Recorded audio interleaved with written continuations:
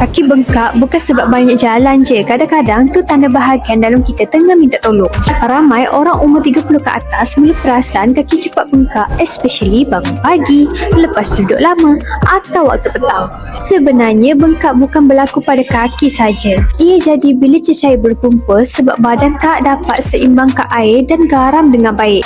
Dan salah satu punca yang selalu orang terlepas pandang ialah fungsi buah pinggang yang tak kuat bekerja. Bila tapisan buah pinggang lemah, lebihan air tak keluar betul-betul. Itu yang turun ke kaki dan jadi bengkak. Kadang-kadang bengkak ni datang sekali dengan kencing berbuih, lenguh pinggang, cepat penat, rasa sendat atau tak selesa dekat bawah rusuk. Kalau ada gabungan simptom-simptom ni memang patut alert awal. Sebab itulah kenapa orang dulu-dulu suka sangat guna bawang dayak. Sebab dalam bawang dayak ada herba semula jadi yang membantu menjaga keseimbangan cecair dalaman dan mengurangkan tekanan pada bahagian tapisan. Ramai guna bawang dayak secara harian sebab sifat herba yang bersifat tradisional, pembersih dalaman, selamat diamalkan sebab ia herba semula jadi, bukan sintetik. Dan ramai perasan perubahan ringan macam rasa lega pada bahagian pinggang dan urin lebih bersih. Sekarang orang cuma guna dalam bentuk kapsul. Senang, tak perlu rebus.